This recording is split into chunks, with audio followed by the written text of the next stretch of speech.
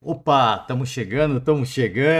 Vambora com o podcast de hoje. Jogos de Copa do Brasil, Botafogo na Sul-Americana. A gente vai passar de tudo um pouco, um giro pelas notícias esportivas e no final, tá aí na tela para vocês. Vamos ouvir o técnico Renato Portaluppi após essa classificação do Grêmio para cima do Bahia.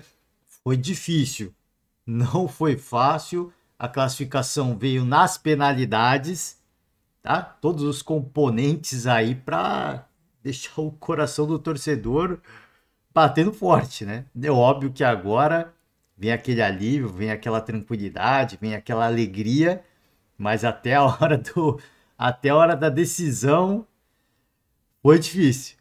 Foi suado, o goleiro Grando se consagrando, aí Renato, né, mostrando que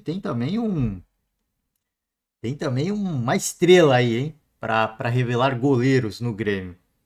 A gente vai chegar lá. Vamos passar devagar por algumas notícias. Jogo do Flamengo, né? Vamos aqui, ó, trazer para vocês a agenda do dia, os jogos do dia. E tudo o site do GE, tá? Deixando os créditos de antemão. A agenda do dia, os jogos do dia, os placares e as notícias esportivas pelas quais a gente vai passar. Grêmio 1-1 com o Bahia até sai na frente, o gol sai no final do primeiro tempo. E aí, pô, é uma tensão, né? O Everaldo marca ali, fica um jogo tenso. Vila Sante vai pro. Pô, eu ia falar vai pro desafogo, mas não é bem o desafogo, né? Não é bem o desafogo. E o Grêmio se classifica com 4-3 na disputa de penalidades. Não foi fácil, não foi um grande jogo do Grêmio, foi difícil. Primeiro tempo ruim. O Renato até vai falar em coletiva que teve que dar um esporro, se é que a gente pode dizer assim, nos jogadores, porque o time não estava jogando nada. Cara, assim, é natural você pensar que, poxa, o Grêmio, na Arena do Grêmio, conseguiu um empate importante em Salvador. Vem para Porto Alegre, deve ser um jogo que o Grêmio deve vencer, até porque a gente se baseia nos jogos recentes do Grêmio, fazendo grandes exibições, fazendo belas exibições. Perdeu de 2-0 do Botafogo, mas jogou bem. Então a gente ficou naquela expectativa de, poxa, deve ser um jogo para o Grêmio vencer de forma até tranquila. E não foi bem assim. O futebol tem essa magia, o futebol tem dessas coisas. E se tem essa de, poxa, tem dessas coisas pro lado negativo, isso pro torcedor gremista. Tem essas coisas pro lado positivo também, que vai para uma disputa de penalidades. E aí quando você pensa que, poxa, agora é óbvio que tem o calor da torcida, o apoio do torcedor, mas é mais pressão pro time da casa. Porque o torcedor tá lá em massa, cara. Você precisa se classificar. O Grêmio foi muito competente, foi lá, brilhou a estrela de Renato Gaúcho mais uma vez, brilhou a estrela do Grando, do goleiro Grando, que ele chama de Chapecó. Para quem não se recorda, o início da temporada do Grêmio foi com o Adriel. E aí teve aquele problema de relacionamento, não é problema de relacionamento, mas de disciplina. Recebeu multa, foi afastado. O Renato falou em coletiva, ele deu uma bronca em coletiva, né? Expôs para todo mundo que aqui empresário não vai mandar e que não sei o que, afastou o Adriel, bancou o Chapecó, ele ficou e foi a noite dele. Segundo o Renato, ele deu muita confiança pro goleiro e, poxa, volto a repetir, brilha a estrela de Renato Gaúcho, né? É impressionante, cara. É impressionante. O cara sabe. O Renato no Grêmio é uma outra coisa. Você pode questionar o trabalho dele em outras equipes, mas no Grêmio é uma outra parada. É o que ele é no Grêmio, o que ele representa, o que ele transforma, o que ele se transforma no Grêmio também. Porque a gente fala assim, pô, o Renato, ele, ele foi um bom, grande treinador pro Grêmio, ele faz esse Grêmio jogar, mas é vice-versa, né? O Renato está para o Grêmio como o Grêmio está para o Renato também. Assim, o Renato está para o Grêmio como treinador e vice-versa. Funciona lá, funciona muito bem lá, né? É muito legal de ver isso, esse relacionamento, ele fala de reforços mais uma vez, enfim, vamos chegar lá. Atlético Paranaense 0, Flamengo 2, um jogo recheado de polêmicas, o Flamengo vence por 2-0, o placar não representa muito bem o que foi o jogo, o Flamengo poderia ter ficado com 2 gols de vantagem muito antes, teve um lance muito polêmico que inclusive a gente vai passar aqui nas notícias esportivas, um gol anulado por impedimento, e poderia ter ficado mais tranquilo até antes e foi com contextos de dramaticidade, porque o Atlético foi para cima, o Atlético criou, o Atlético teve chances, o Atlético agrediu, não foi eficiente e o Flamengo aí sim consegue matar o jogo.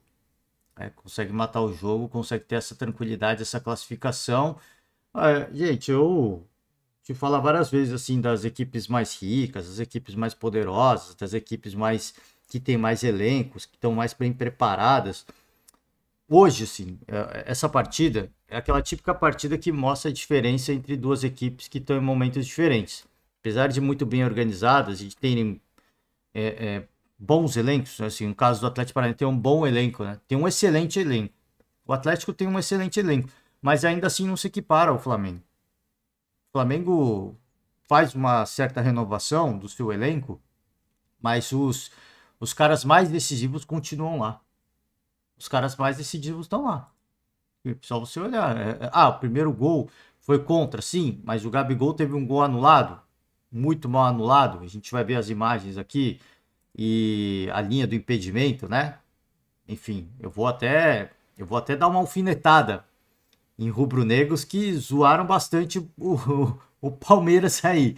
Eu vou até dar uma alfinetada, já peço perdão, mas a gente estava fazendo a reflexão esses dias aí, né, da morte da Gabriela, que eu falo, poxa, muita gente maldosa e cara, assim, na minha filosofia de vida eu tenho para mim que tudo que você faz aqui você paga, né? Tiraram muito sarro, é uma rivalidade interessante, tá? Eu acho uma rivalidade bonita, mas tudo que você tira sarro de lá volta e vice-versa, tá? O torcedor palmeirense que tira muito sarro também tá sentindo na pele. Tá? Então o palmeirense zoou quando o Flamengo tava naquela draga do Vitor Pereira, agora o Palmeiras vive a sua draga, né? Viu o seu inferno astral. Lembra daquele golaço do Rony?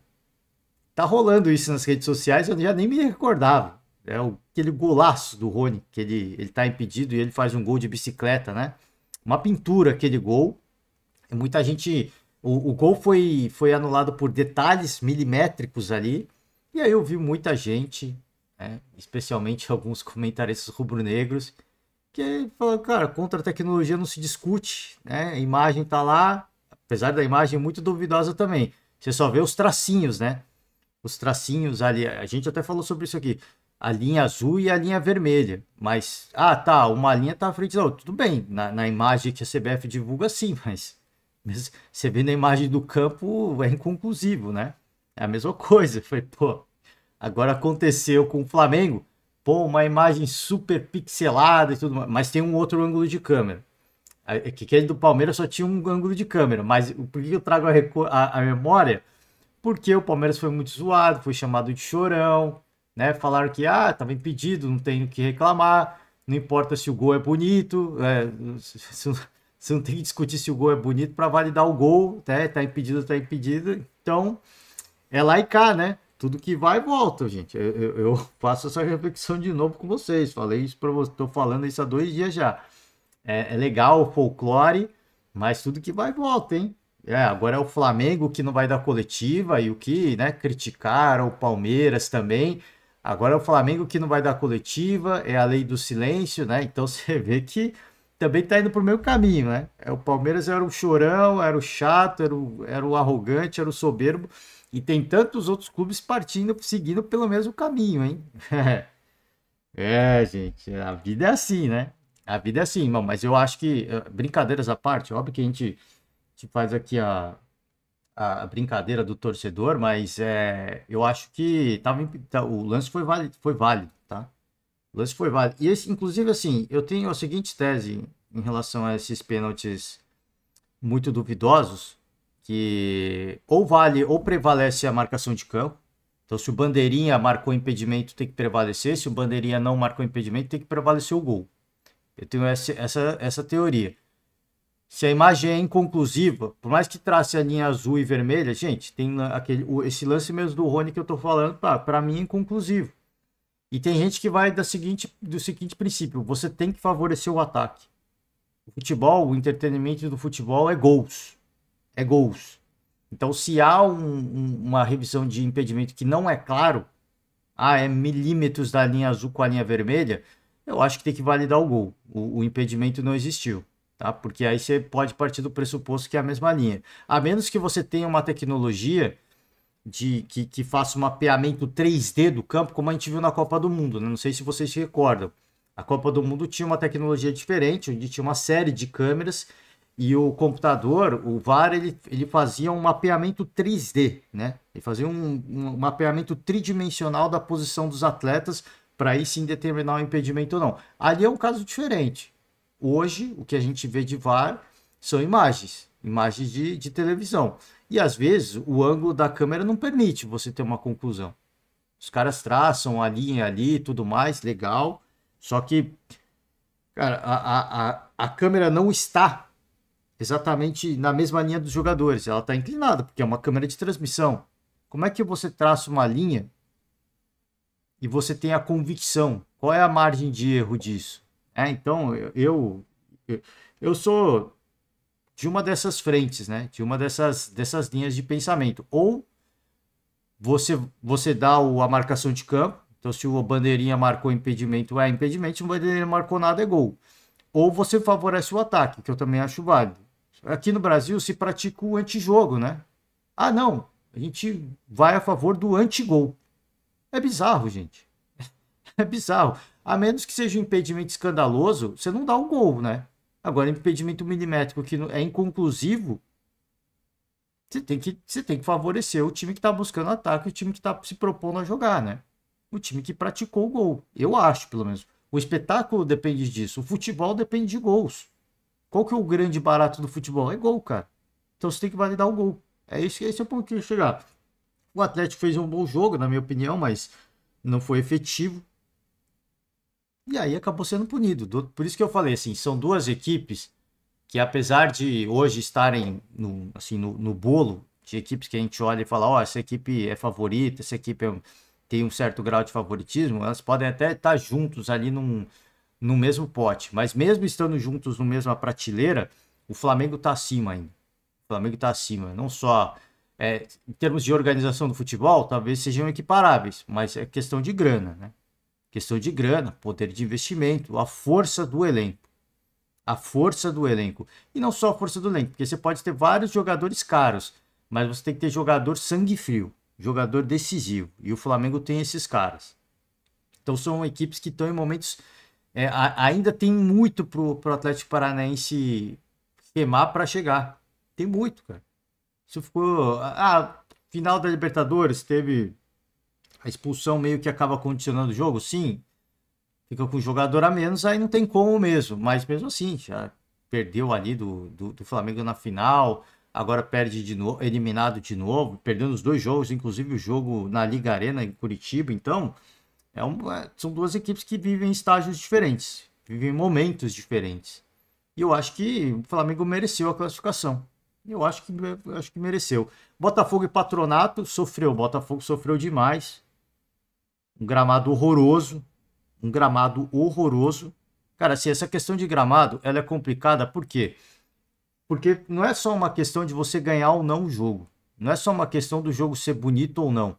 É a questão dos atletas se machucarem, cara. É a questão dos... E aí, só que assim, eu também tenho a seguinte... Eu sou da seguinte opinião, que eu vi muita gente... Eu acompanhava o jogo... Eu costumo acompanhar o jogo em mais de um canal, né?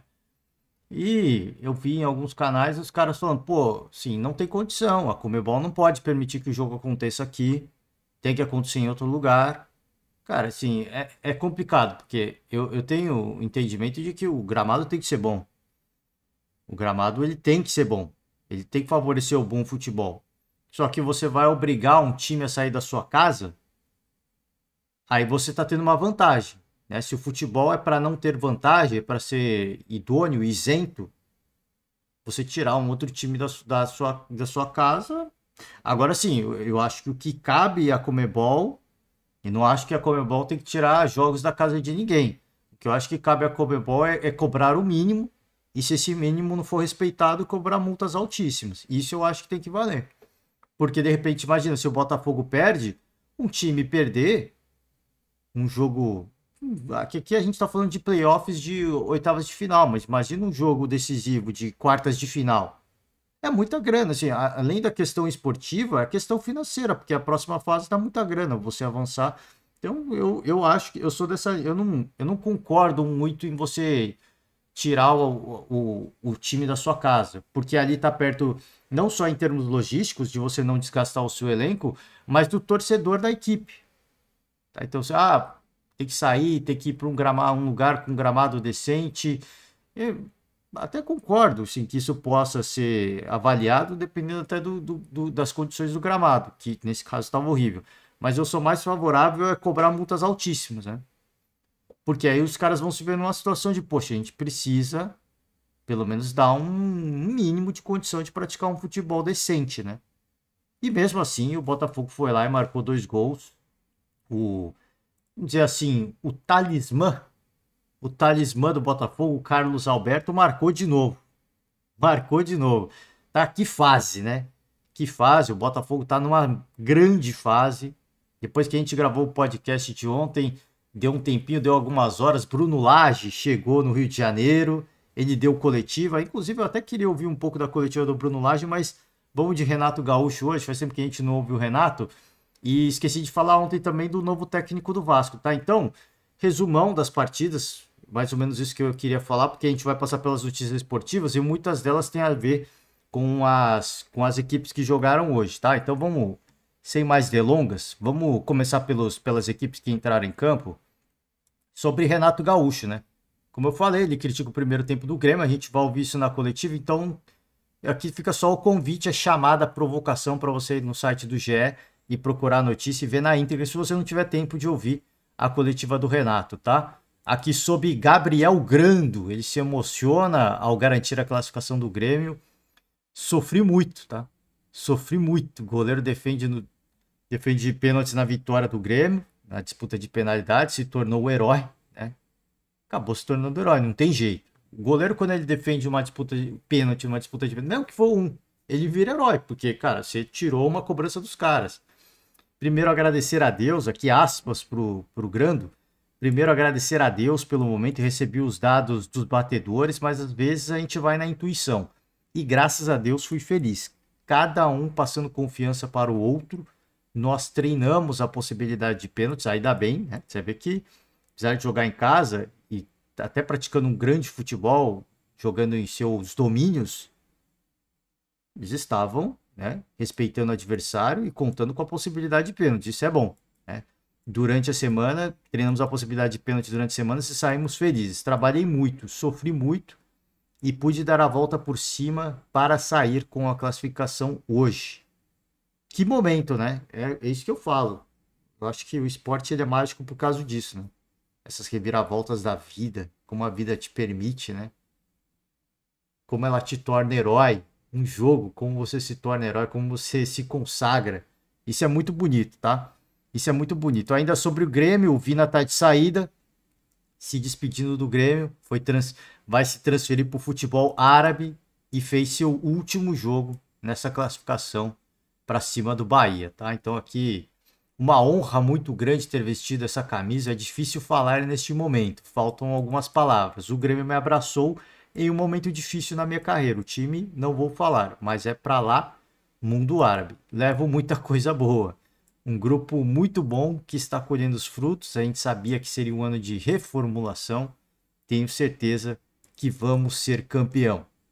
Vou ficar na torcida de longe. Ele não revelou o clube, mas já revelou que está de saída mesmo. Fez o último jogo aí. Não quis revelar, o Camisa 11 não quis revelar qual time irá defender no Oriente Médio, mas confirmou ter sido sua despedida do Grêmio. Passou 5 meses no clube, participou de 28 jogos, 4 gols e 1 assistência, sendo campeão gaúcho. Ele estava emprestado pelo Ceará desde fevereiro. Momento, cara. Momento, né?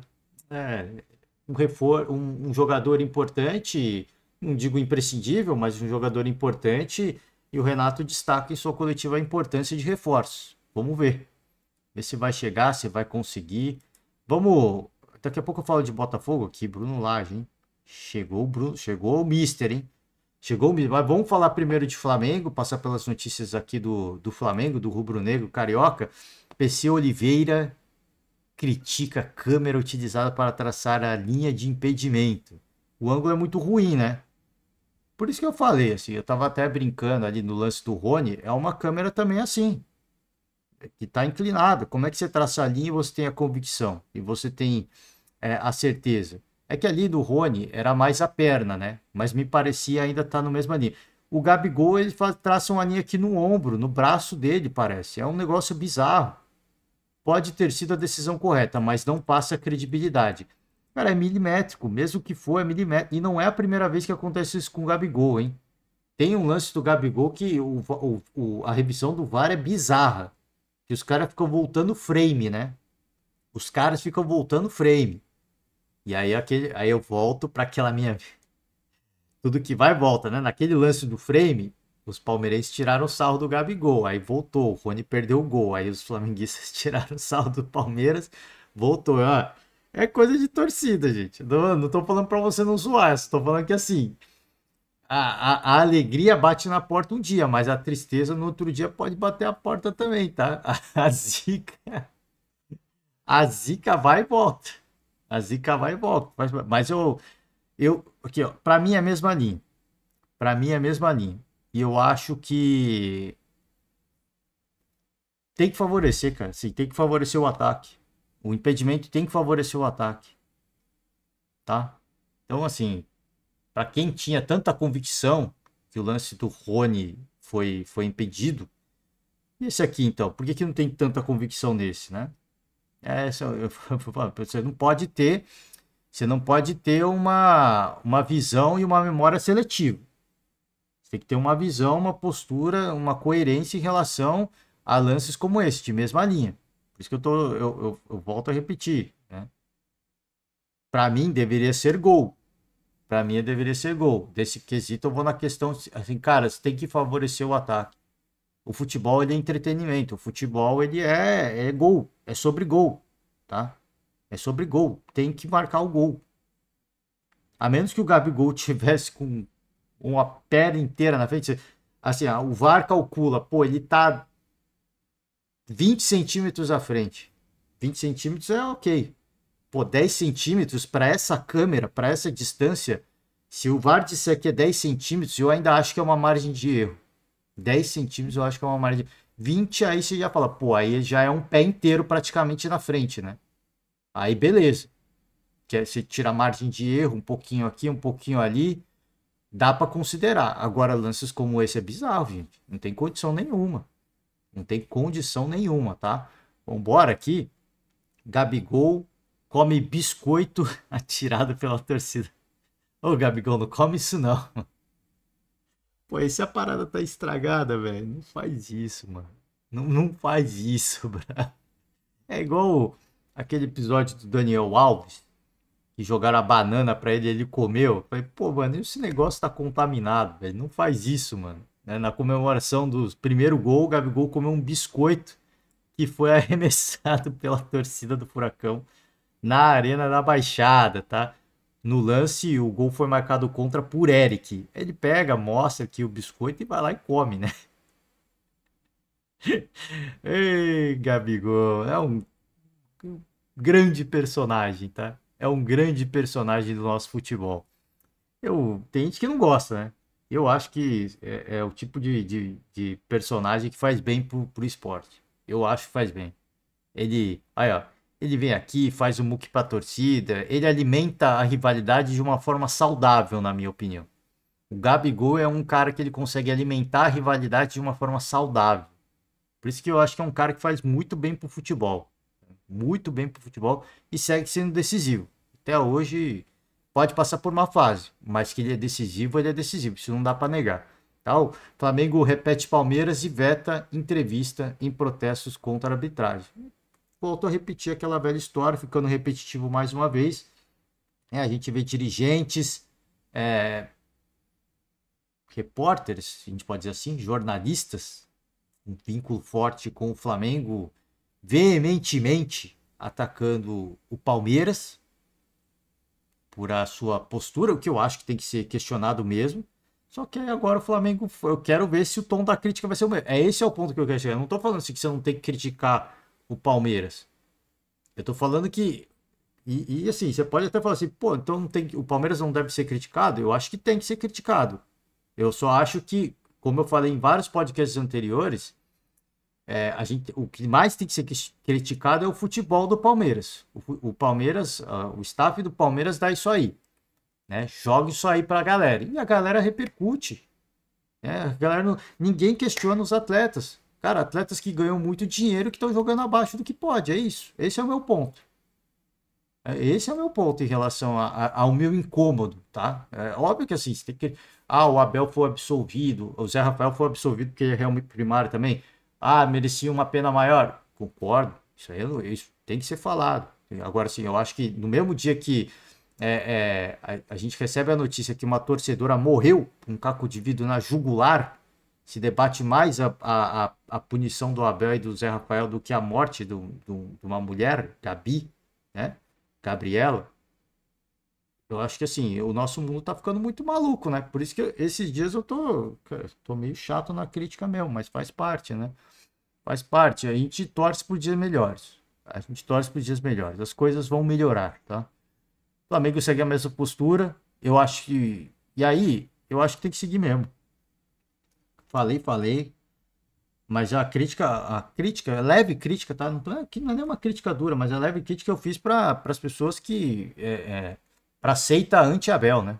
Aceita anti-Abel, aceita pró-Abel, agora tá dando risada e falar, falaram da gente, tal, aceita anti-Abel, vai seguir criticando o Palmeiras, mas não o Flamengo. Mas só trago essa reflexão. Aceita para lá, aceita para cá, né? E quem ganha com isso não é ninguém. Não é ninguém. Esse é meu ponto. Eu só acho que a gente está vendo muito radicalismo. Está vendo muito radicalismo. Inclusive na imprensa esportiva.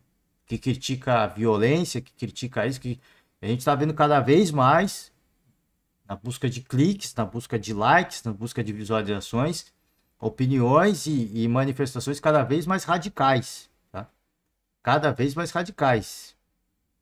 E isso nos próprios dirigentes, nos próprios treinadores, nos próprios jogadores também. Tudo é um reflexo da nossa sociedade, lamentavelmente. Concordo com o Flamengo, não tem que dar entrevista mesmo. Eu acho que foi muito prejudicado. E se o Palmeiras pode, por que o Flamengo não? Porque está previsto multa, né? Para quem não dá coletivo. Está previsto multa. O Palmeiras até agora não tomou nada, nem foi julgado. Nem foi como é que foi, não é indiciado, nem foi, cara, vou usar o termo indiciado, mas é um termo forte, indiciado, mas denunciado. O Palmeiras nem foi denunciado ainda por alguém do STJD, nem foi denunciado a pagar alguma coisa, prestar alguma coisa, prestar alguma satisfação, enfim. Eu só acho que as coletivas são um negócio muito chato, gente. Por que eu concordo com isso? Porque eu acho que é muito chato. Tá ficando muito chato, assim, eu acho, assim, eu acho que o torcedor, ele merece uma satisfação. E eu fiz uma crítica antes aqui, falando, pô, o Palmeiras, esse negócio do Palmeiras não dar a coletiva não é para a imprensa, eles estão dando uma resposta pro torcedor. Mas, cara, assim, eu acho que foi o Flávio Prado que falou sobre isso, comentarista do Jovem Pan, ele falou, cara, assim, o que agrega uma coletiva hoje? De verdade, assim, o que agrega uma coletiva hoje? É tudo combinado, aí vai o setorista do clube, que às vezes faz uma pergunta suave, né? Seria legal, aí eu acho que, pô, isso é uma coisa para se pensar. Pega as mídias rubro-negras e manda para a coletiva do Abel e vice-versa. Pô, aí ia ser um espetáculo as coletivas. Pega a mídia tricolor, fluminense e põe nas coletivas do Flamengo e vice-versa. Ia ser um espetáculo. Ia ser um espetáculo. Porque os caras iam perguntar cara, ia dar no meio. Ia ser um espetáculo. Agora, pô, as coletivas como são hoje, estão ficando cada vez mais chatas, né? E aí você vai, tenta resenhar, por exemplo, do Palmeiras tem um jornalista, tem um repórter lá, que eu não sei quem é. E eu peço até perdão porque eu não procurei. Ele fica numa resenha com o Abel, tem dia que é até legal, mas eu falei, gente, você não tá ali para resenhar com o Abel. Você tá ali para questionar o trabalho dele. Aí elogia o Abel, nossa, a gente é muito parecido nisso. Isso aqui não é. A coletiva não é uma confraternização, é questionar o que está acontecendo. Né? Enfim, vamos seguir aqui. Acho que tem que se sentir prejudicado, tem que falar mesmo, né? Não tem que falar mesmo. Ninguém está sendo punido mesmo por não dar coletiva, então tem que fazer a lei do silêncio mesmo. Até porque, volto a repetir, as coletivas são muito tendenciosas, né? Vai uma galera ali que é próxima do clube. Ah, nosso time, né? Nas coletivas do Flamengo é muito comum isso. Ah, nosso time aqui. Pô, gente, você tem que, né, perguntar um negócio que vai agregar, né? Vambora. Sobre o Atlético Paranaense, imprecisão do Atlético é decisiva e Flamengo já ostenta tabu. Tabu na Liga. Não é na Liga Arena. É importante destacar, a Liga Arena, o nome veio agora, né? Então o tabu, os torcedores mais malucos, vão falar, não tem tabu nenhum. Não tem tabu nenhum. Porque Porque agora é Liga Arena, né? O Atlético conseguiu finalizar muitas vezes em condições de marcar, mas não teve eficiência nos arremates e viu o time carioca sair do seu vibrante estádio sem perder pelo quinto jogo eliminatório em sequência. Então, 5 jogos eliminatórios em sequência, o Flamengo não perde lá. Mas é o que eu falei. O torcedor mais maluco vai falar: nada a ver. Não, não tem tabu, porque agora é Liga Arena. Antes era a Arena da Baixada. Tá? Vale a superstição de cada um. Como eu sempre falo aqui, vale a superstição de cada um. Vamos para a notícia do líder do Campeonato Brasileiro. Chegou o novo treinador, chegou o Mister Botafogo. Primeira notícia sobre Tiquinho Soares, tá? Botafogo recusa a proposta saudita de 33 milhões por Tiquinho. Era só o que faltava, né? Chega o Bruno Lage e ele perde o atacante dele, né? O cara da vez, Tiquinho Soares. Aí, se eu sou o Bruno Lage, eu fico maluco. Eu vou na sala do John Texton e falo, ó, valeu aí, bro. É? Pô, cheguei, você vai vender o cara? Você vai vender o cara, Tiquinho Soares. Recusou a oferta de 7 milhões de dólares pelo centroavante Tiquinho Soares e artilheiro do Campeonato Brasileiro. É a segunda investida dos sauditas. Há pouco mais de 2 semanas, o clube havia recusado uma oferta inicial de 5 milhões. Então era 5 milhões, os caras ofereceram 7, tá? Se oferecer 10, eu acho que vende. Se oferecer 10, vende. Acho que vende. Tem jeito, né? É muita grana. É muita grana. Vamos seguir com as notícias ainda do Botafogo. Aqui sobre o Santos a gente vai chegar lá, tá? Sobre o Botafogo aqui, Textor diz entender a saída de Luiz Castro. Se Cristiano Ronaldo me ligasse, eu...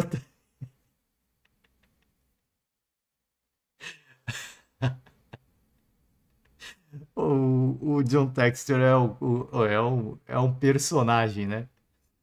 É um personagem, mano. Aqui, ó. Aspas pro John Textor. Se Cristiano Ronaldo me ligasse e falasse, pega um avião e vem para Riad, eu provavelmente também iria. Eu nunca tratei o treinador como um treinador. Ele era um parceiro. Chegamos aqui juntos e eu falava com ele como um amigo. Quando chegaram os sauditas, eu sabia do risco, porque vejo a influência do dinheiro saudita no mundo e nos esportes. Como dono, eu pensei, como ele pode sair no topo da tabela?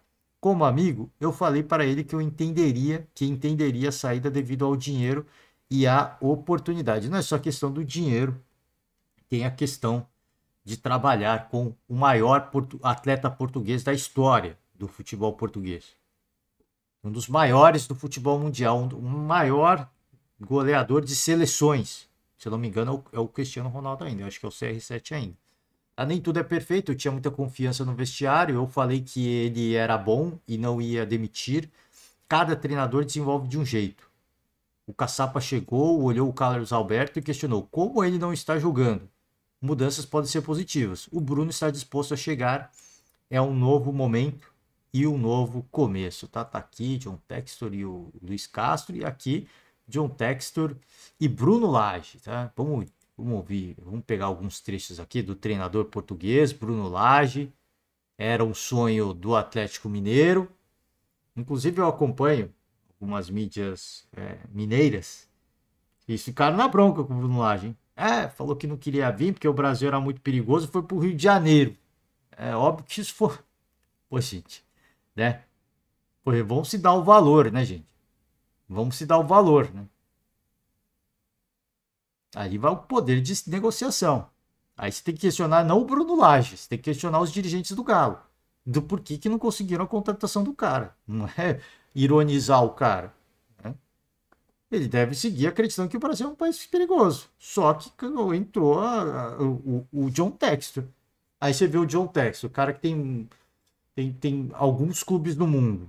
Ele chega pro cara e fala: é perigoso, mas eu amo o Brasil. Eu amo o Brasil. Sou milionário aqui. Tô vivendo tranquilamente aqui.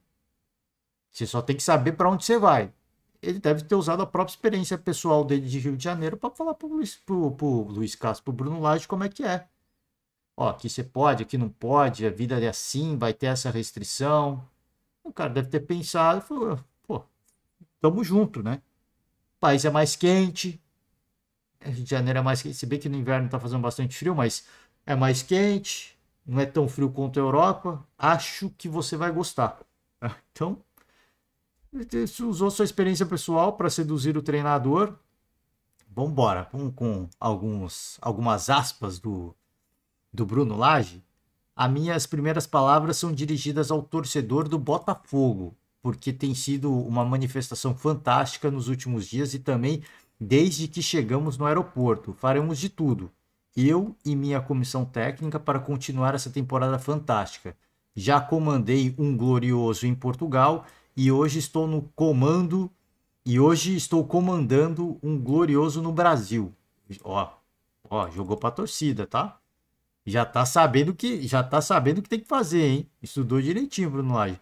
Eu estou feliz por ser o escolhido para levar essa tarefa até o fim, disse o treinador. Deixa eu ver. Lage também respondeu sobre a grande questão desse início de trabalho, como manter o padrão do time e o bom momento. Que esse vai ser o nosso trabalho ao longo dos meses. Essas coisas acontecem quando as equipes não estão em um bom momento e precisamos mudar em termos de motivação. Aqui, nós temos feito uma análise muito cuidadosa da equipe e como conseguir os resultados. O objetivo é fazer uma transição pacífica, independentemente de quem possa ter os méritos. O importante é o Botafogo ser campeão no fim. Se os méritos forem do Luiz ou do Bruno, é indiferente. O importante é o Botafogo estar no topo e o torcedor no final estar feliz com o título. Ó, gente, eu vou falar uma coisa para vocês, hein? Eu vou falar uma coisa para vocês, mano.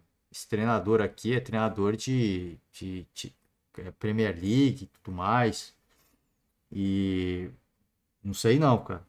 Não sei não. E eu tô confiante no trabalho do Bruno Lage. O que eu tô falando não sei não é no ponto positivo, hein? Eu não sei não, hein? Eu acho cedo para falar que pintou o campeão e tal, mas eu tô muito confiante no trabalho do Bruno Lage. De verdade mesmo. Porque assim, é um trabalho. A gente sabe que o trabalho do Luiz Castro foi muito bem executado, foi muito bem estabelecido. Mas ao longo do tempo isso vai se perdendo, não tem jeito, tá? Não tem jeito. A coisa vai se perder ao longo do tempo. Por mais, por melhor que tenha sido a base que ele colocou lá, a base de trabalho, com o tempo isso se perde. Pelas características do cara que vem depois. Isso é normal. O próprio John Textor, a gente leu aqui as aspas do John Textor, falou, pô, o Caçapa viu o Carlos Alberto e tá colocando o cara, tá dando sequência pro cara. Então são visões diferentes. Ele tenta, obviamente, manter a base deixada por Luiz Castro, mas ele coloca parte do seu trabalho em campo. Só que a confiança do time tá lá no alto. O Bruno Lage chega num momento perfeito, assim, porque o time tem uma sequência. Eu imagino que ele não vai ser maluco de mudar tudo. Como ele disse aqui, ele vai chegar, tá estudando, tá entendendo. O time tá motivado. O Caçapa deve ajudar nessa transição. Vai ser um negócio muito profissional. Cara, assim, eu acho que eu tô muito confiante com o trabalho do Bruno Lage, de verdade. Eu tô muito confiante, muito empolgado para ver o trabalho dele. É um cara que você olha, você procura aí o currículo do cara, é um baita currículo. Assim, de longe, dos portugueses que vieram para o Brasil, ele é o melhor. Ele é o melhor, na minha opinião. Vamos ver, cara. Vamos ver. Eu tô muito ansioso. Espero coisas boas e grandiosas. Espero coisas boas e grandiosas. Vamos de Botafogo, a gente parte para Vasco da Gama. O Vasco anunciou Ramon Dias, né? Segundo técnico argentino no Vasco em mais de 60 anos. Para quem não se recorda, para quem acha esse. A gente falou de Botafogo e eu fiz isso intencionalmente porque Ramon Dias ele assumiu o Botafogo. Só que ele ficou doente, ele nunca assumiu de fato, né? Ele foi contratado pelo Botafogo, mas ele nunca assumiu de fato. Ele ficou doente e quem assumiu foi o filho dele. Depois de alguns jogos, acho que foi 3 jogos, ele saiu, né? Ele não conseguiu treinar o Botafogo. Ele ficou doente. Cara, doideira, né? Doideira. Ramon Dias, vamos lá. Antes do treinador sul-americano, o português Sapinto foi o último estrangeiro do clube. Vamos seguir aqui, tá? Vamos seguir com as notícias aqui, ó. Foi recebido, tá? Com a bandeira da Cruz de Malta aqui, tudo muito bonito. Vamos embora. Técnicos estrangeiros na história do Vasco. Uma lista aqui bacana para vocês acompanharem. Deixa eu ver se tem notícias falando sobre o Ramon, né? Falando sobre o Ramon. Aqui falando sobre o Sapinto, né? O trabalho não foi legal. Em seu último trabalho, Ramon comandou o time saudita Al Hilal por 2 temporadas. Foram 60 partidas com 41 vitórias, 9 empates e 10 derrotas. Aproveitamento de 73%. Ainda na Arábia, o argentino trabalhou na equipe do Al Nassr em 21. Pelo clube, o técnico teve um aproveitamento de 46%. 14 vitórias, 7 empates e 14 derrotas em 35 jogos. Ó, gente, esse nome aqui vocês estão vendo, né? Al Hilal. O Al Hilal foi a equipe que eliminou o Flamengo no Mundial de Clubes. Eu acho que esse foi um dos motivos pelos quais o Vasco contratou o Ramon. Além assim, de avaliar as credenciais, o currículo dele, o Abel, assim, a gente sempre fala assim, o Abel, ele estava no, como é que é o nome? O clube grego lá, que eliminou o Jorge Jesus. E esse foi um dos motivos. Óbvio que é avaliado outros fatores, mas esse foi um dos motivos, na minha opinião, para o Palmeiras ter contratado o Abel. O treinador que eliminou Jorge Jesus da Champions League. O português que eliminou Jorge Jesus num time grego, né? Num time grego. O Ramon, muito provavelmente, isso deve ter entrado na conta. Não estou criticando isso, porque eu mesmo falei, cara, contratar o Rogério Ceni eu não acho que é um bom negócio agora, pelo vínculo que ele tem com o Flamengo. Contratar o Ramon, você tem que, obviamente, olhar as credenciais do cara, mas tem que ter alguma coisa que vai trazer o cara pro lado do torcedor. E aí sim, os dirigentes do Vasco eu acho que acertaram. Eu não conheço o Ramon, o trabalho dele. Não sei se é bom ou se é ruim. Não sei se ele vai dar certo no Vasco ou não. Mas essa questão dele de ter sido treinador do Al Hilal, equipe que eliminou o Flamengo no Mundial de Clubes, isso pesa pro torcedor vascaíno. Então ele já chega abraçado, né? Ele já chega de certo. É a mesma coisa. Pô, você vai falar que o torcedor palmeirense não gostou de saber que o Abel eliminou o Jorge Jesus na Champions League? Ele chegou abraçado pelo torcedor, porque, pô, o treinador que eliminou o Jorge Jesus, né? Ah, o Jorge Jesus, que era o milagreiro, né? O cara que fez chover no Flamengo. Você tem a certeza que o torcedor palmeirense chegou muito, mas muito feliz ficou muito feliz com a chegada do Abel. E eu acho que agora os dirigentes vascaínos que vinham cometendo uma série de equívocos, pelo menos nesse aspecto, na questão do nome, assim, do que o torcedor hoje olha e tem uma simpatia, pelo menos nisso eles acertaram. Se vai dar certo, aí se acertou como na escolha do treinador, a gente só vai ver com a sequência da temporada, né? Vamos aguardar. Desejo muito sucesso. Falei de Bruno Lage. Estou muito confiante com o Bruno Lage. No Vasco não dá para saber. É um grande ponto de interrogação e a gente só pode desejar sucesso para Ramon Dias como novo técnico do Vasco da Gama, tá? Isso é de verdade, de verdade. Eu torço muito para que dê certo, para que ele consiga fazer um bom trabalho e para que o Vasco saia dessa situação muito, mas muito incômoda, tá? Deixar essa notícia por último do Palmeiras, né? O Santos consegue efeito suspensivo, sabia que isso acontecia, a gente até falou sobre isso aqui após a punição. Scooby com efeito suspensivo e tudo mais, conseguiu efeito suspensivo para jogar com postões fechados na Vila e não a 150 km. Ainda segue sem torcida, mas no Santos teve a punição de não poder nem jogar na Vila, né? Tinha que jogar a 150 km do estádio. E até por 3 jogos, né? Acho que até saiu o julgamento, se eu não me engano, que em 3 jogos acontece o julgamento. Decisão é parcial, será válida por 3 jogos com o mandante ou até que o caso seja julgado. Ah, é isso, eu tinha entendido errado, é isso. Então vai ser 3 jogos ou até que o caso seja julgado. É, bom que tenha conseguido, porque eu sempre falo aqui, por mais que não tenha o torcedor, não tenha a bilheteria, é a logística, né? Se jogar 150 quilômetros é você jogar como visitante. Você está jogando como mandante e está se desgastando como um visitante. Isso aqui é um prejuízo gigantesco. Mas não concordo. Não concordo. Eu acho que, assim. Ah, eu concordo, vai. Pô, é que assim, o clube já vai sofrer com bilheteria, né? O clube já vai sofrer com bilheteria. É óbvio assim que o clube paga pela maluquice do torcedor e eu acho que tem que ser punido porque o clube ele é conivente com essas torcidas e o clube muitas vezes blinda esses torcedores, por isso que eu acho que o clube tem que ser punido. Agora, isso aqui de repente foi demais, né? Enfim, eu acho que a pena. Esse aqui é um mundo perfeito, né? Esse aqui é um mundo. Não é perfeito, mas um mundo dos sonhos. Eu acho que a pena do clube deveria ser de acordo com o que eles iam entregar para as autoridades. Quem que foi? Quem são os responsáveis? Ah, não sei. Ah, então você não sabe? Então você vai tomar a pena máxima. Não, a gente tem essa imagem aqui, tem esse cara aqui, tem esse cara aqui. Ah, então tá bom. Então tá aqui, a gente vai reduzir a sua pena. Porque você entregou alguns, mas a gente sabe que teve mais. Né? Pelas imagens da TV fica claro que tem mais. Mas entregou alguns. E aí você vai adicionando condicionantes, né? Isso seria o mundo dos sonhos. A gente sabe que isso não acontece. Se eu falo, o clube, eu concordo o clube ser punido, tem muita gente que não, e eu respeito, mas o clube protege esses torcedores. O clube protege esses torcedores. Tá? Não pense que, ah, nossa, não. Que eu vejo muita gente falar, o clube deveria cobrar desses torcedores o prejuízo que está tendo agora. Deveria. Deveria, mas eles vão cobrar? Eles não vão cobrar.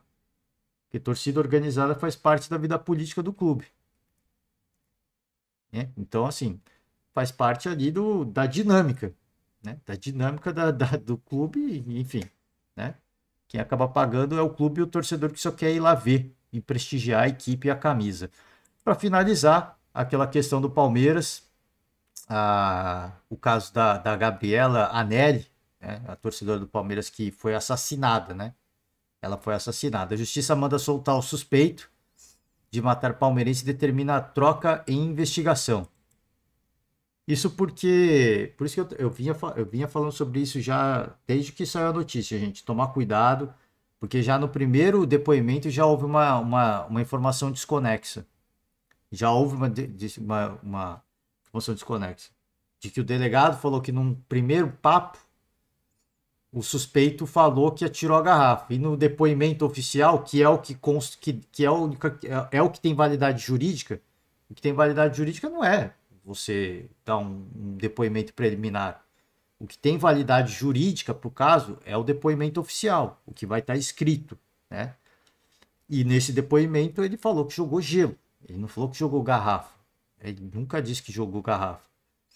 E tem outras imagens também, né? A Procuradoria, o Ministério Público, deixa eu ver se tem aqui, eles liberaram algumas fotos do momento ali, e tem um outro cidadão que atira coisas, e esse pode ser um suspeito, e o delegado sequer ouviu esse cidadão. Né? Ao que parece, o delegado sequer ouviu aqueles torcedores palmeirenses que estavam amparando a Gabriela. Então, por esses diversos fatores, a juíza entendeu que criticou a condução do caso pelo delegado César Saad, que afirmou em entrevista que Santiago havia confessado ter atirado a garrafa que feriu Gabriela, o que o suspeito nega. Então, por isso eu falo assim, tomar cuidado, porque essas imagens do Ministério Público, as imagens do Ministério Público, ela não são conclusivas, mas elas te levam a crer que quem atirou o vidro que matou a Gabriela foi o outro cara, um cara barbudo de camisa cinza, não o Leonardo. Pela imagem, pela foto, que não há nenhuma imagem 100% conclusiva.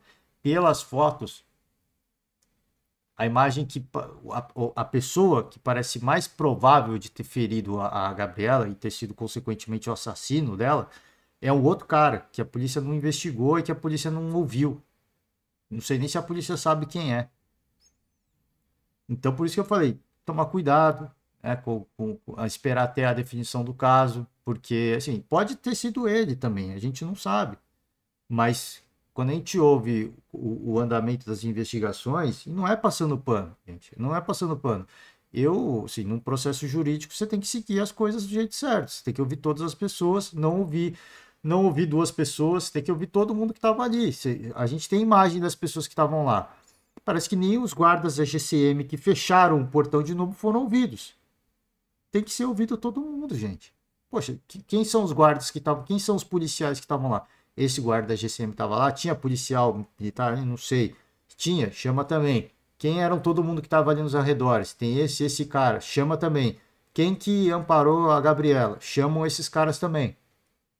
Tem que chamar todo mundo, não é ouvir duas, três pessoas poxa, não, as testemunhas estão falando que foi ele. Encerrou o caso. Não é assim que funciona, gente, né? Porque é que eu falo, assim, reconhecimento facial é um negócio complicado. Foi um momento traumático. Eu não sei quem que deu os depoimentos, mas, assim, no desespero, porque os caras presenciaram a morte de uma pessoa. E os caras vão estar desesperados, vão estar tensos no desespero, eles vão olhar e o primeiro rosto que eles devem ter visto foi o do Leonardo. E às vezes não foi ele, mas ele estava lá na linha de frente. O rapaz que eu tô falando de cinza estava um pouquinho mais de lado e não fitaram ele, entendeu? Não viram que foi ele. Ah, não, foi o cara de barba ali. Né? Então, assim, num momento rápido, num flash, você acaba tendo um julgamento errado do momento. Por isso que eu tô falando, tomar cuidado. Tem um assassino. E é evidente que veio do lado do Flamengo. Da torcida do Flamengo. Agora tem que investigar direitinho, né? E eu repito, pode até ter sido ele, mas tem que investigar direitinho. Tem que ouvir as pessoas que estavam em volta. Não ouvir um ou dois, tem que ouvir quem estava lá, né? Várias pessoas. Inclusive os guardas da GCM que fecharam o portão, porque eles estavam com a visão mais privilegiada de todas. E se você olha a imagem, eles não estão desesperados. Eles estão ali, não, vamos fechar aqui, ó, gente. Afasta, eles tentam separar a briga, eles fecham o portão de forma até tranquila. Então eles não estavam desesperados, não, fecha aqui, pelo amor de Deus, senão vai ter quebra-pau, a gente não vai conseguir evitar, e aí vai virar um pandemônio. Não foi bem isso que aconteceu. Então eles devem ter tido uma visão muito privilegiada de quem possivelmente arremessou, né, o caco de vidro, né? Enfim, tudo que a gente tiver de notícia, a gente souber, a gente obviamente vai repercutir um pouco, porque é um caso que para mim, eu fiquei 2 dias aí sem, né, sem ter vontade de acompanhar até o futebol, de verdade. Então fica aqui, te encerra por hoje as notícias esportivas e vamos para a coletiva do Renato Gaúcho, né? Muito tempo de podcast, como sempre fazemos. Mas aos que resistirem, vamos embora. A gente vai ouvir um trecho aqui do Renato Portaluppi, Grêmio Futebol Porto Alegrense, o canal oficial do Grêmio no YouTube. Fica sempre o convite aberto para você, torcedor, simpatizante, fã do esporte, para se inscrever no canal, curtir o vídeo se você gostar. Esse aqui é a transmissão ao vivo do que foi todo o jogo. Tá? Teve pré-jogo, teve a narração do jogo, um pós-jogo e após ali. Aí quando eles estão ainda no pós-jogo, vem a coletiva do Renato e depois tem um pouquinho mais de debate. O pessoal lá nas cabines. Então eu faço o convite para você, tá aqui mais ou menos em 5 horas e 50 minutos. Os caras trabalhando um pouquinho, por isso que eu falo para você deixar uma moral pra galera, tá? Vambora, sem mais delongas, Renato Gaúcho. Copa do Brasil. Opa, eu sempre esqueço de mudar o áudio para pôr aqui no headset. Vambora. E, Renato, o que pode se dizer de um jogo que foi o terceiro confronto assim bem próximo contra o mesmo adversário e é o que pareceu foi aquele que o Grêmio, mesmo jogando em casa, é verdade que em condições ruins de gramado, não era ideal, mas foi aquele que o Grêmio teve mais dificuldade e teve a necessidade de ir para os pênaltis quando se esperava, não que fosse tranquilo, era um jogo decisivo, mas que seria um encaminhamento melhor em função do que o próprio Grêmio já tinha feito nos jogos anteriores. O que aconteceu? Boa noite. Não, aconteceu que não existe favoritismo, né? Era uma quarta de final da Copa do Brasil. É mais um exemplo que o Bahia não vem bem no Campeonato Brasileiro, mas isso não quer dizer que nós iríamos ter um jogo fácil. Na Bahia foi também bastante pegado, da mesma forma que foi hoje. As duas equipes buscaram o gol o tempo todo. Tivemos a oportunidade de sairmos na frente, desperdiçamos a penalidade. Fizeram aquele gol nos descontos no primeiro tempo, isso dá uma tranquilidade maior para eles. Acertamos algumas coisas no intervalo do jogo. Colocamos a equipe um pouquinho mais ofensiva ainda, mais do que já estava no segundo tempo. Conseguimos o gol de empate. As duas equipes continuaram tendo situações de gols. Foi para os pênaltis, nós vencemos. E no domingo também nós tivemos uma decisão, um jogo muito pegado, corrido, contra o Botafogo. Quando o Bahia já tinha jogado no sábado, tiveram 24 horas a mais de descanso, e isso faz uma diferença muito grande, até porque nós jogamos num campo hoje bastante pesado, que os jogadores sentiram bastante. E eu acho que o mais importante de tudo foi que a gente conseguiu a classificação. Esse é o nosso objetivo. É mais uma prova, volta a repetir, não tem jogo fácil não, seja em casa, seja fora. As dificuldades sempre a gente vai encontrar, mas os adversários também encontram dificuldades quando enfrentam a equipe do Grêmio. Nós somos mais felizes do que eles hoje nos pênaltis. O Chapecó fez 2 grandes defesas. E é isso. O que aconteceu é isso. Então, mais uma vez, eu volto a falar para vocês. Não importa a colocação de uma equipe no Campeonato Brasileiro. Uma Copa do Brasil, seja quartas, oitavas, semi, uma final, é uma partida sempre de 180 minutos, até porque, financeiramente, para o clube, é uma bolada muito grande. Então, muitas vezes, as equipes se entregam ainda mais nessa competição, porque, além da parte financeira, você conquistando a Copa do Brasil te dá uma vaga na Libertadores, que é o caminho mais rápido. Então, por isso que ninguém quer perder, ninguém dá facilidade para o adversário. Mas da mesma forma que eles lutaram, nós lutamos também. Então, eu gostei da minha equipe, não tanto no primeiro tempo. A gente deu muito espaço para a equipe do Bahia criar, e também na marcação. Mas no segundo tempo a gente curtiu bastante coisa, melhoramos. Tivemos as oportunidades, inclusive, de sairmos com a vitória nos 90 minutos. Não deu, mas tudo bem, é assim mesmo. É assim mesmo, é sofrido, mas sofrido é bom. Renato, O Renato fala que sofrido é bom. Não é bom não, Renato. Sofrido, pergunta pro torcedor do Grêmio se foi bom. Foi bom? Caramba. Mas ele falou, né, da questão. Uma questão que eu acho importante, não acho que é preponderante e nem um fato que condiciona o jogo. Ele falou, pô, o Bahia teve 24 horas a mais, né, de descanso que o Grêmio. Isso faz diferença. Eu acho que faz. E eu acho que, assim, uma coisa é você estar jogando uma competição internacional, que aí a Libertadores, a Sul-Americana, o calendário, ele é feito com base. Quem determina o calendário é a Conmebol. Agora, a Copa do Brasil e o Campeonato Brasileiro são 2 campeonatos que são, né, a agenda dos jogos ela é feita pela CBF. Então, eu acho que para quando está perto de jogos decisivos, mata-mata, a CBF tinha que acomodar as equipes de jogarem o jogo, sei lá, Campeonato Brasileiro, como o Renato falou, no mesmo dia, não precisa ser o mesmo horário, mas no mesmo dia, e depois jogar o jogo da Copa do Brasil, que aí eles vão chegar, em teoria, em condições de igualdade. Agora, entendo que o que eu imagino, para não ter mudado o jogo, também não sei nem se o Grêmio entrou com pedido para mudança do jogo. Só estou teorizando aqui. Ah, o Grêmio vai jogar em Porto Alegre, então não vai ter o desgaste da viagem. O time do Bahia vai ter que sair da Bahia, dá uma logística complicada, ter esse desgaste da viagem, então é aceitável os jogos, o Grêmio jogar depois do campeonato, um dia depois do Campeonato Brasileiro. Eu acho que não. Acho que não. Acho que as equipes têm que chegar em pé de igualdade, independentemente da distância, tanto no jogo de ida quanto no jogo da volta. Porque na ida, o mandante vai ter a vantagem da logística, mas na volta o visitante vai ter, o mandante também vai ter. Então a questão da logística é vice-versa. Você chega com o mesmo tempo de descanso. Esse que é o ponto. Nisso eu concordo. Eu acho que dava para tentar acomodar. E eu acho que faz diferença também. Apesar do Grêmio ter jogado em Porto Alegre, tem a questão deles não se desgastarem tanto com a viagem, mas querendo ou não, é um tempo a menos de descanso. A gente falando da situação do Suárez, que vem tendo problemas com o joelho. E nesse jogo ele ficou seguro, ele colocou a mão na coxa até por alguns momentos.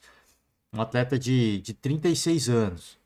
Isso pesa na recuperação desse atleta, que é o grande craque do Grêmio. Isso pesa. Não tô falando que o Suárez tem que ter privilégio. Eu tô falando que, assim, de uma partida para outra, eu acho que as equipes têm que ter condições de... Tem que chegar em condições de igualdade. A logística vai pesar. No jogo da ida ou no jogo da volta vai pesar. Mas o tempo de descanso, os dois tiveram iguais. Tiveram o mesmo tempo. Isso eu acho que é importante. O Grando, né, o Chapecó saiu bastante emocionado depois dos pênaltis, né? Queria que você falasse da importância dessa decisão de pênaltis para ele e da forma como aconteceu, né? O Grêmio está muito bem servido de goleiros. Temos o Chapecó, temos o Breno, temos o Adriel, tem o Felipe. São 4 goleiros jovens. E eu tenho confiança em todos eles. Eu falei lá no campo para Adriel, no Campeonato Estadual, foi você que defendeu os pênaltis, nos deu o título. Hoje foi o Chapecó. O Breno, sempre que a gente pediu que ele jogou, ele nos ajudou também. Então, enfim, eu acho que o importante é o Mauri e o Enio, que vem treinando muito bem nossos goleiros. Antes das cobranças dos pênaltis, quando terminou o jogo, eu chamei o Chapecó de lado e falei: hoje vai ser a tua consagração. Estou bem tranquilo, confiança total que você vai nos ajudar, você vai dar essa passagem para a próxima fase, para a semifinal da Copa do Brasil. Então fica tranquilo que você vai defender pênaltis. Pênalti ou pênaltis. Eu defendeu 2. Importante essa confiança sempre que eu passo para eles, mas o mérito todo é dele, do Mauri e do Enio, que treinam no dia a dia. A gente sempre procura passar uma experiência maior para eles e falar muitas vezes de que maneira o adversário vai bater os pênaltis. Mas os méritos todos foi do Chapecó, merecido. Ele precisava de uma atuação. Ele vem jogando bem, da mesma forma que vinha o Adriel e o Breno. Então por isso que eu digo, o Grêmio está muito bem servido de goleiros e hoje foi a vez dele. Hoje ele nos ajudou e nos ajudou muito durante os 90 minutos e nas cobranças das penalidades. Renato. Falando do caso do goleiro, do Grando, viveu o grande momento, talvez a melhor noite da sua carreira. Um momento mágico, como eu exaltei. O esporte permite essas coisas. E eu chamo a atenção, mais uma vez, assim, é impressionante como o Renato ele tem essa capacidade, né? Assim, sob o comando dele, os goleiros eles se consagram. É muito legal isso. Teve o Marcelo Groi, fez uma defesa antológica em Libertadores. Aí esse ano começou com o Adriel, e aí agora o Grando se consagra. Então, assim, você vê que ele tem essa particularidade, né? Ele, no Grêmio, é uma parada diferente. Eu abri um podcast falando sobre isso e vou repetir. O Renato Gaúcho, Renato Portaluppi no Grêmio é uma coisa diferente. É uma mística diferente. Não é só místico, a gente vê isso dentro de campo, né? O Grêmio já carimbando essa vaga para as semifinais da competição. Vai ter 2 adversários possíveis pela frente que são bem complicados. Está acontecendo o jogo ainda entre Atlético Paranaense e Flamengo. Como que você espera contar com Luizito Soares? Hoje a gente viu na segunda etapa ele sentindo a coxa esquerda, parecia posterior, enfim. O que você já conseguiu conversar com ele sobre a situação clínica? E até envolvendo, obviamente, o tratamento do joelho direito, até pelo que a gente já ouviu, seria após essa partida que ele poderia ir se consultar com o seu médico lá na Espanha, mas a informação que vem do Uruguai hoje pela manhã é de que ele não vai mais para a Espanha para iniciar esse tratamento. Como que você tem conversado com ele, até pensando nas semifinais e em ter ele 100% para essas semifinais? Bom, eu falei na última coletiva aqui, após o jogo do Botafogo, que o Luiz, ele é um caso à parte. Não dá para cravar que amanhã ele vai treinar, depois amanhã ele vai treinar, no próximo jogo ele vai jogar. São as dores. Dores, elas não avisam quando elas aparecem. Ele não vai mais viajar, eu já tinha falado com ele lá na Bahia ainda, que ia ter essa parada. E que nós não iríamos jogar contra o Corinthians se ele quisesse aproveitar a ida dele para Barcelona para consultar com o médico dele. Deixei ele bem à vontade, da mesma forma que o clube deixou ele bem à vontade, ele preferiu não viajar. Eu nem conversei com ele ainda depois do jogo sobre isso, que ele meteu a mão aqui em cima, no quadril, não sei o que ele sentiu, além do joelho. Mas é um jogador que eu falo, eu me entendo com ele, converso com ele diariamente, até porque o nosso próximo jogo é daqui 10 dias, contra o Atlético Mineiro, no outro sábado. Até lá tem tempo para conversar com ele, vamos ver qual o tipo de lesão que ele sentiu, vamos ver as dores, enfim. O Soares, você não tem que me perguntar do Soares todo jogo, toda após a partida, porque é uma incógnita. É uma incógnita. A gente não sabe. As dores não avisam quando aparecem, então não adianta. Ele pode sentir 2, 4, 5 dias, chegar no dia do jogo e jogar. Aí vocês vão achar que a gente está mentindo para vocês. Ele é uma incógnita. Aí são as dores. Aí as dores é com ele e a conversa que eu sempre tenho com ele. Renato, boa noite. O Renato fala que no final, né? Você tem que perguntar do Soares, eu acho que deve ser. Acho não. Tenho certeza que deve ser cansativo para ele toda a coletiva ele ouvir sobre o Soares, mas isso é uma pergunta, de fato, assim, isso é uma pergunta do torcedor mesmo. É muito, assim, pro torcedor é muito, não digo preocupante, mas o torcedor fica apreensivo, né?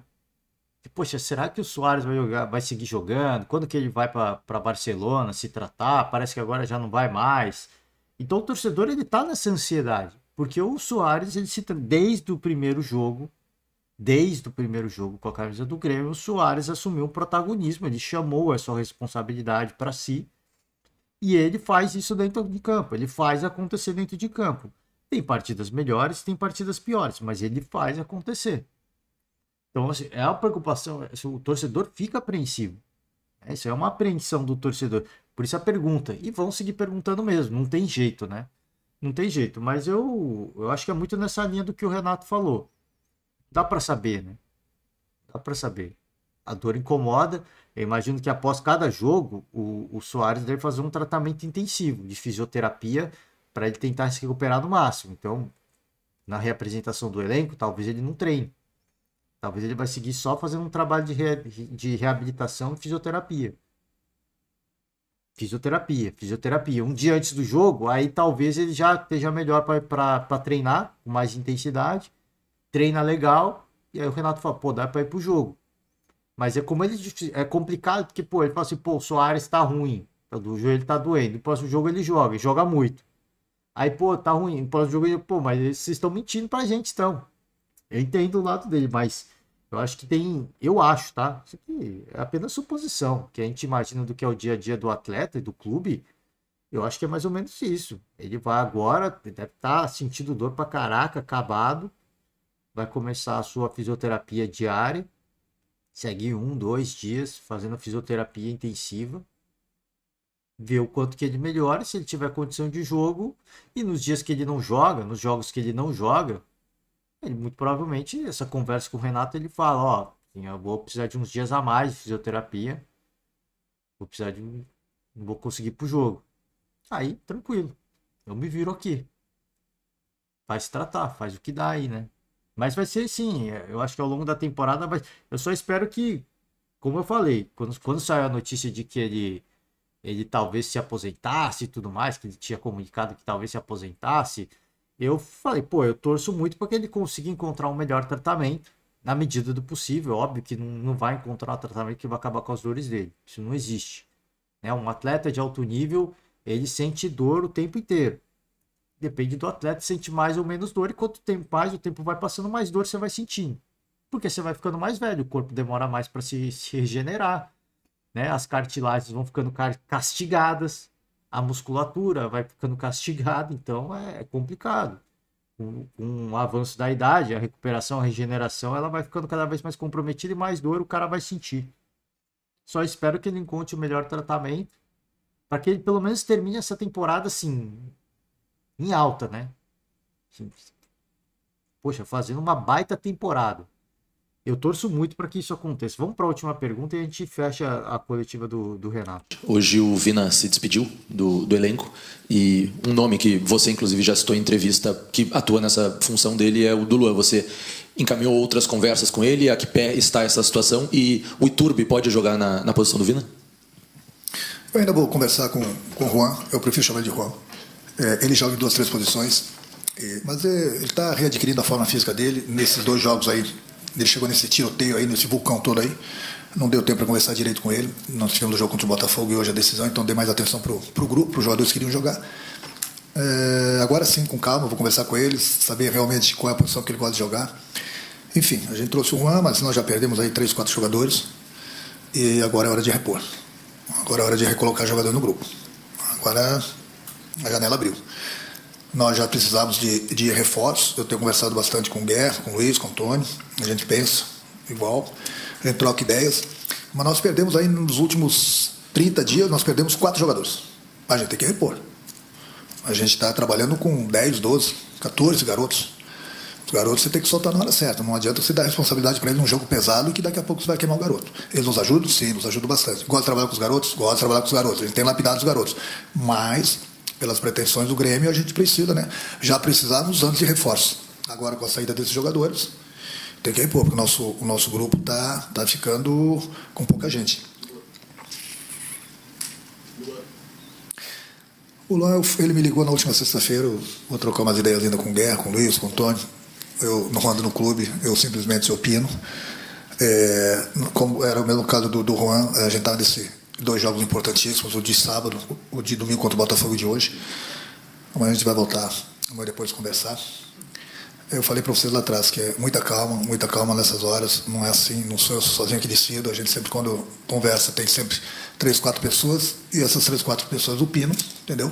Sempre 3, 4 cabeças pensam melhor do que uma. Então eu estava ligado, focado nesses 2 jogos. Agora o assunto vai voltar à tona, a gente vai conversar e trocar ideias. Renato, E sobre o Renato falando sobre a saída do Vini, e mais uma vez ele não dá nem indireta, ele fala declaradamente, isso não é a primeira vez, da necessidade de reforços.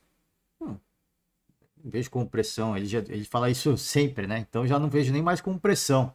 Ele sempre fala que conversa muito com o presidente Guerra, como é que dá para fazer, a realidade do clube. Avançou na Copa do Brasil, isso era algo eu até comentei após o primeiro jogo. A importância da classificação, por mais que o Renato fale que o Campeonato Brasileiro é o seu principal objetivo, porque ele nunca ganhou, é um torneio que ele nunca ganhou, avançar na Copa do Brasil tem o seu grau de importância, justamente pela grana. Pela grana, né? Essa grana chega, ajuda a pagar algumas dívidas e injeta um orçamento para investir. É óbvio que não dá para investir no Michael. Na minha opinião, acho que o Michael, se fala em Michael, acho que é fora da realidade do Grêmio, um atleta como o Michael. Sou mais o torcedor acreditar no Ferreirinha, dele se recuperar bem e não se lesionar mais, do que acreditar na possibilidade do Michael. Acho que o Michael não tem como. A vinda do Soares, ela compromete a vinda de outros atletas com muito valor de mercado. Não tem como. Mas ele fala, questão de aproveitar de garotos da base e tal.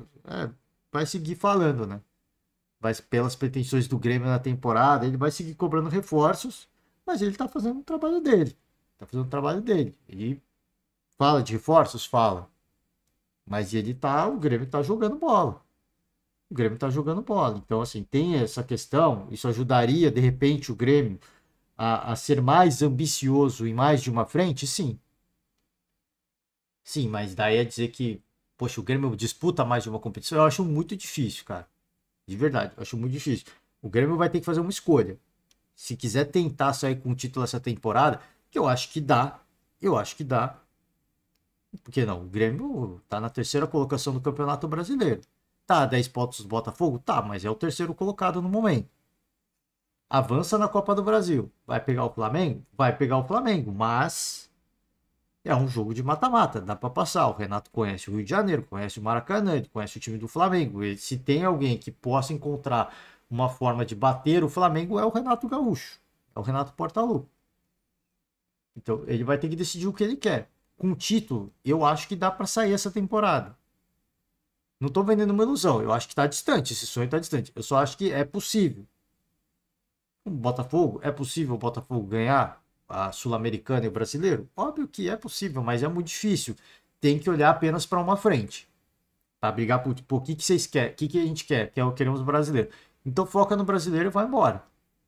Porque agora eu acho que o Botafogo está numa grande situação, 10 pontos de vantagem para o vice-líder.